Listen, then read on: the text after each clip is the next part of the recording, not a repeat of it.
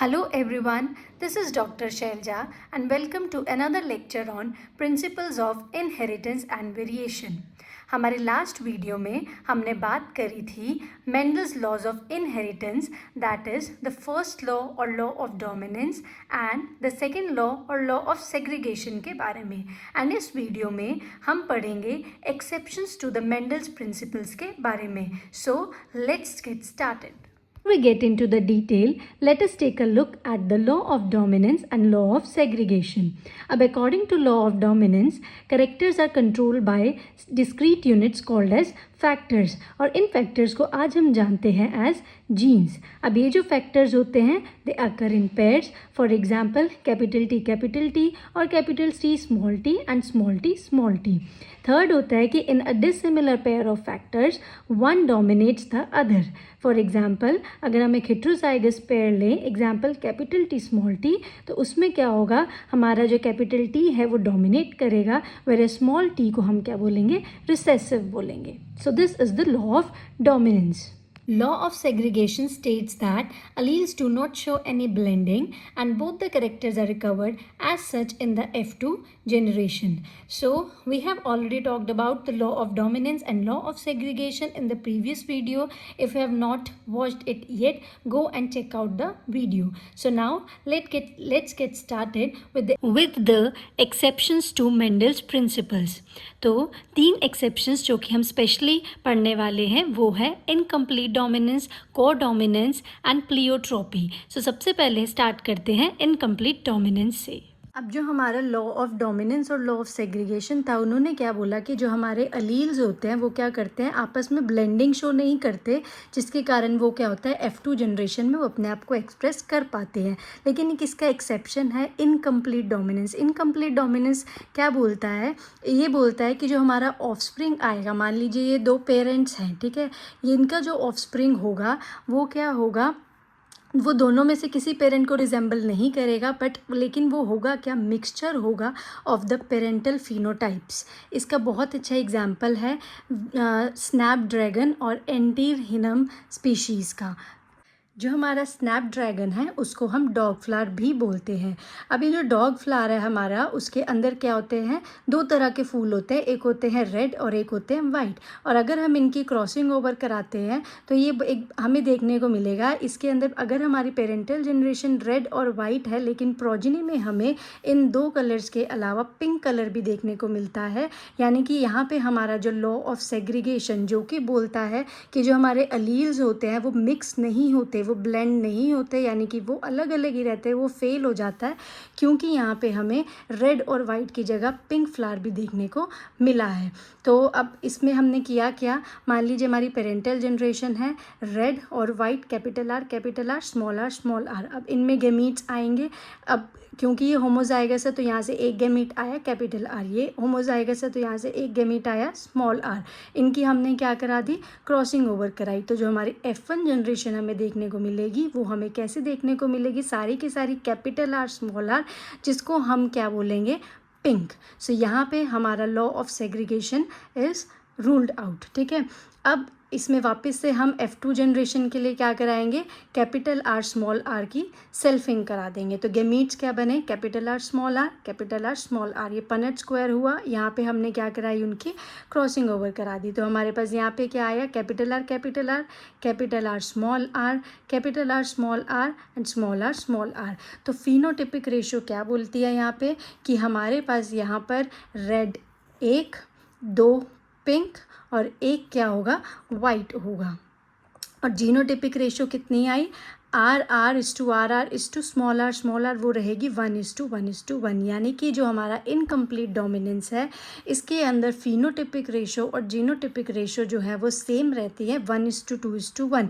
जबकि जो हमारा लॉ ऑफ डोमिनेंस था उसके अंदर फिनोटिपिक रेशियो जो हमारी थी वो कितनी आई थी, 3:1, है ना. So this is the difference between incomplete dominance and law and monohybrid cross. ठीक है, तो ये हमारे पास एक बहुत अच्छा एग्जाम्पल है इनकम्प्लीट डोमिनेंस का, जो कि किस में देखा जाता है, स्नैपड्रैगन फ्लावर के अंदर, which is also known as dog flower. कि अगर आप इनकम्प्लीट डोमिनेंस के नोट्स देखना चाहते हैं तो वो ये हैं, जिसमें हमने सबसे पहले डेफिनेशन लिखी है कि it is a genetic inheritance pattern in which offspring has a phenotype यानी कि जो हमने बताया, जो उसका क्या आया, पिंक कलर आया, वो अलग था अपने पेरेंट्स से जो कि वाइट और रेड कलर के थे, ठीक है।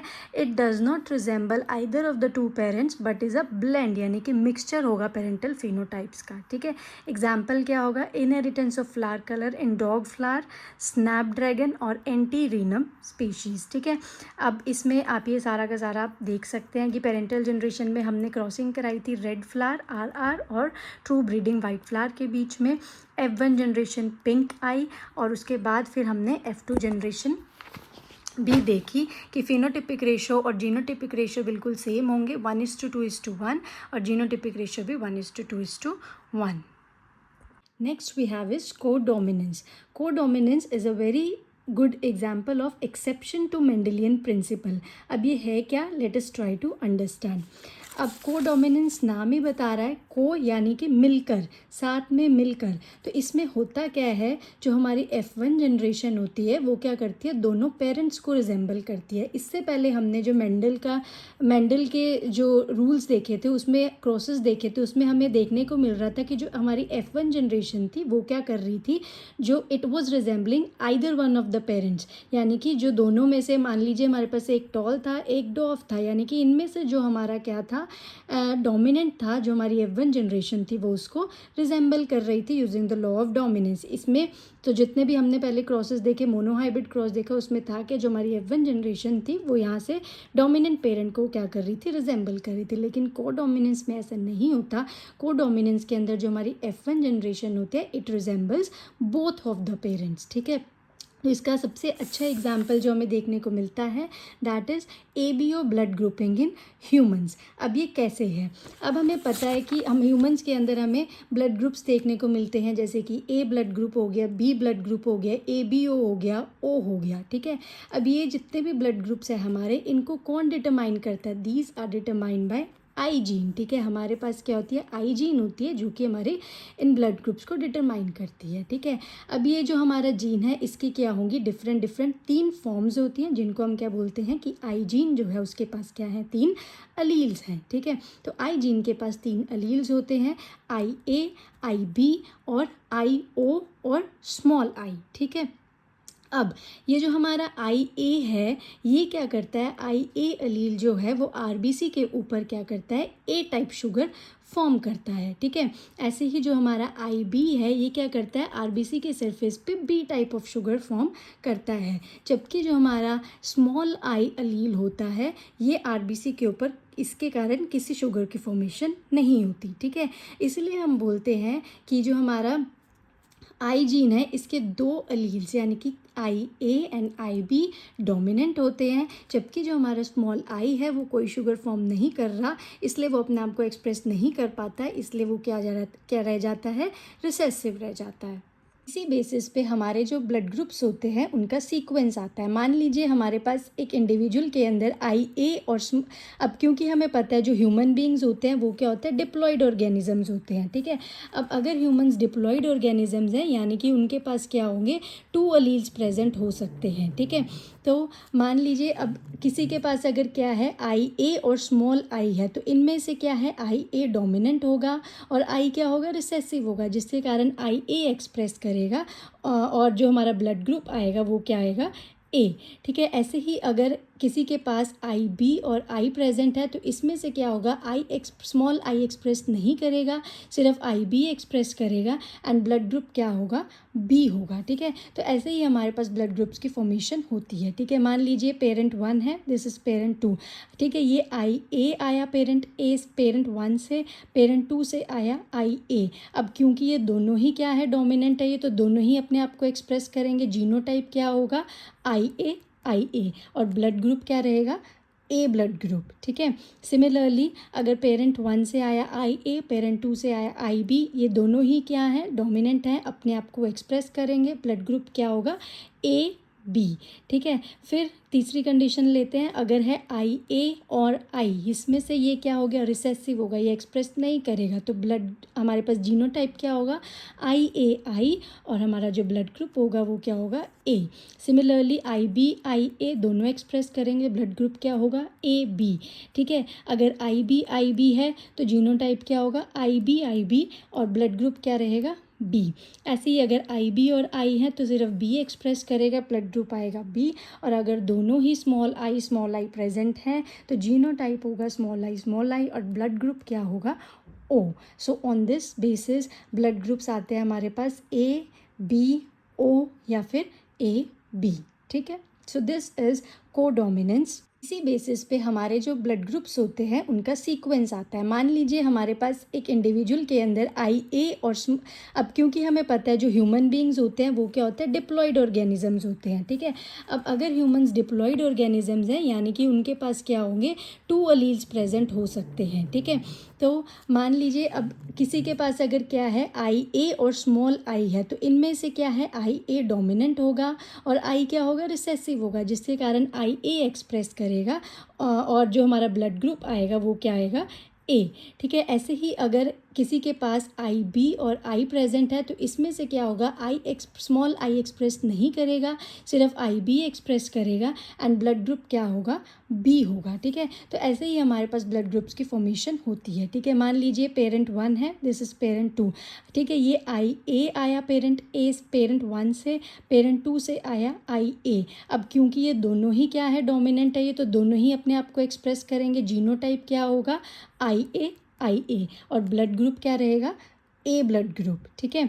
सिमिलरली अगर पेरेंट 1 से आया आई ए, पेरेंट 2 से आया आई बी, ये दोनों ही क्या है, डोमिनेंट हैं, अपने आप को एक्सप्रेस करेंगे, ब्लड ग्रुप क्या होगा, ए बी, ठीक है। फिर तीसरी कंडीशन लेते हैं, अगर है आई ए और आई, इसमें से ये क्या हो गया, रिसेसिव होगा, ये एक्सप्रेस नहीं करेगा, तो ब्लड हमारे पास जीनोटाइप क्या होगा, आई ए, और हमारा जो ब्लड ग्रुप होगा वो क्या होगा, ए। सिमिलरली आई ए दोनों एक्सप्रेस करेंगे, ब्लड ग्रुप क्या होगा, ए बी, ठीक है। अगर आई बी है तो जीनोटाइप क्या होगा, आई बी, और ब्लड ग्रुप क्या रहेगा, बी। ऐसे ही अगर आई बी और आई है तो सिर्फ बी एक्सप्रेस करेगा, ब्लड ग्रुप आएगा बी, और अगर दोनों ही स्मॉल आई प्रेजेंट हैं तो जीनोटाइप होगा स्मॉल आई, और ब्लड ग्रुप क्या होगा, O. So on this basis blood groups आते हैं हमारे पास ए बी ओ या फिर ए बी, ठीक है। So this is codominance. एक बार फिर से ब्रीफिंग कर लेते हैं कि कोडोमिनेंस है क्या। It is in which the F1 generation resembles both parents. Example होता है ABO blood grouping in humans. अब हमारे जो ABO ब्लड ग्रुप्स हैं उनको कंट्रोल कौन करता है, जीन आई के 3 अलील्स होते हैं, IE, IB और I, जिसमें से हमारे जो IA और IB होते हैं वो क्या करते हैं, शुगर प्रोड्यूस करते हैं, जबकि जो हमारा स्मॉल आई है वो कोई शुगर प्रोड्यूस नहीं करता। ये दोनों हमारे क्या है, डोमिनेंट हैं, और ये क्या है, रिसेसिव है। अब अगर क्या होगा, हमारे पास IA और I प्रेजेंट होंगे तो IA एक्सप्रेस करेगा, और अगर IB और I प्रेजेंट होंगे तो B एक्सप्रेस करेगा, and on this basis blood groups are determined, ठीक है। Third exception to Mendelian principle is pleiotropy. अब प्लियोट्रोपी क्या होती है, प्लियोट्रोपी में ये बोलती है कि जो एक सिंगल जीन है वो क्या कर सकता है, मल्टीपल फिनोटिपिक ट्रेट्स को कंट्रोल कर सकता है, ठीक है। तो ये समझा जाता है विद एन एग्जाम्पल, ठीक है। इसमें हम समझेंगे example with the help of starch synthesis in P seeds, ठीक है। अब जो मटर के अंदर स्टार्च सिंथेसिस है वो क्या करती है, 2 ट्रेट्स को डिटरमाइन करती है, एक तो मटर के साइज़ को और मटर की शेप को, ठीक है। तो starch synthesis in P seeds determines seed shape and seed size, यानी कि अगर हमारे पास स्टार्च सिंथेसिस होती है जो पी सीड्स के अंदर, it is controlled by 1 gene. उस जीन के 2 अलील्स हैं, कैपिटल बी और स्मॉल सी, ठीक है। तो अगर हमारे पास क्या होगा, जो हमारे अलील्स हैं वो क्या होंगे, होमोजाइगस होंगे, यानी कि अगर कैपिटल बी है तो जो साइज़ होगा ग्रेन्स का वो कैसा आएगा, बड़ा, और अगर हमारे पास जो होमोजाइगोट्स हैं वो बी होंगे तो हमारा जो साइज़ होगा आएगा वो छोटा आएगा, ठीक है। दूसरी चीज़, वो डिटरमाइन करती है सीड शेप को, यानी कि अगर हमारे पास कैपिटल डी कैपिटल बी होमोजाइगोट्स हैं तो जो हमारी सीड्स होंगी वो राउंड होंगी, और अगर स्मॉल बी है तो वो क्या होगी, रिंकल्ड होगी। तो प्लियोट्रोपी ये बताती है कि हमारा जो एक जीन है वो मल्टीपल ट्रेट्स को कंट्रोल कर सकता है, जैसे कि starch synthesis in P seeds control seed shape and seed size, यानी कि अगर स्मॉल बी होंगे यानी कि रिसेसिव होंगे तो भी वो अपने आप को एक्सप्रेस करेंगे और स्मॉल स्टार्च ग्रेन्स प्रोड्यूस होंगे, और अगर कैपिटल बी हैं तो लार्ज स्टार्च ग्रेन्स प्रोड्यूस होंगे ही। दूसरी चीज़ सीड शेप भी वो डिटरमाइन करते हैं कि अगर कैपिटल बी होमोजाइगोट्स हैं तो वो राउंड होगी, स्मॉल बी है तो वो रिंकल्ड होगी। तो ये हमारे पास क्वेश्चन अक्सर पूछा जाता है प्लियोट्रोपी पे। So we must be knowing the definition, and with the help of an example we can explain the pleiotropy.